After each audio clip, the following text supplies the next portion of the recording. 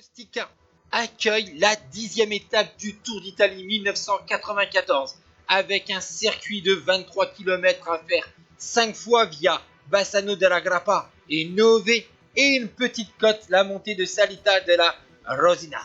Marostica se trouve donc en Vénétie, en haut du plateau d'Asiago, avec un ensemble médiéval, une forteresse, un château supérieur et un château inférieur. Ici, sur votre écran, Gianni Bugno, ancien double champion du monde, ancien vainqueur du Giro d'Italia. Il a pris 6 secondes de bonification pendant l'étape. Le leader de la formation Polti a déjà levé les bras sur ce Tour d'Italie. C'était sur la 3e étape. Mais sur ce type de parcours, le leader de la formation Polti est Djamolin Abdoujaparov, le sprinter ouzbek, vainqueur de 4 étapes de la Volta, de 5 étapes du Tour de France. L'Ouzbek veut inscrire son nom dans le club fermé des vainqueurs d'étapes sur les 3 grands tours. Autour de lui et autour de Bugno, il y a Giovanni Fidenza de SAR 143, très rapide au sprint, de SAR 144, Ivan Gotti, un grimpeur, Sergei Uchakov de SAR 145, 146 c'est Pelliccioli, 147 Mario Chiria, 148 Georg Touchnik et de SAR 149 le russe Dimitri Zdanov. Vous avez vu que à l'avant de la course, il y avait 7 hommes. Le peloton était toujours emmené par la formation Polti. Et au sein de ce peloton, il va y avoir une énorme chute collective. La principale victime de cette chute, c'est le coureur de l'équipe Motorola, 4e de la 9e étape. Vous le voyez ici, c'est le blond, c'est Yann Schur. Du côté des échappés, malheureusement, ils ont été repris à moins de 7 km de l'arrivée. Tandis que, en plus de la Polti, la formation Lamprey vient emmener le peloton. La formation de Giovanni Lombardi, vainqueur de 2 étapes du Tour du Murcie et 2e de la première étape.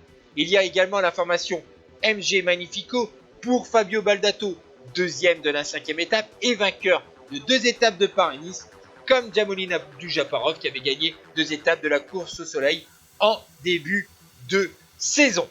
Et on arrive donc dans le dernier kilomètre où il y a vraiment 3 équipes qui emmènent le peloton.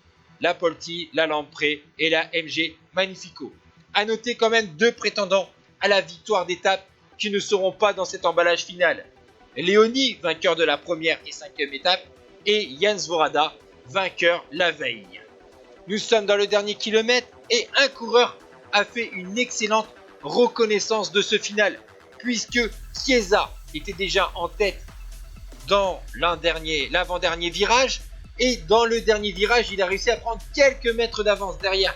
Chiria et Fidenza sont obligés de lancer le sprint pour Abdoujaparov et revenir sur Chiesa. C'est chose faite, quasiment à 100 mètres de la ligne. On voit au centre de l'écran Abdoujaparov avec son maillot bleu des Intergiro. Il va dominer ce sprint.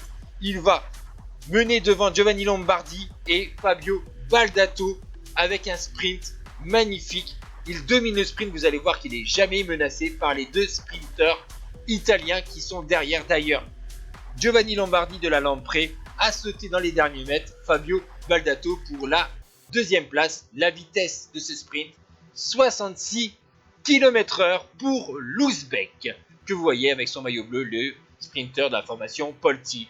Le top 10, Abdoujaparov, Lombardi, Baldato, Pagnin, Ferrigato, Sorensen. Tandis qu'au classement général, Berzin reste en rose et malheureusement, Stefano Della Santa n'est plus dans le top 10. Ciao tout le monde!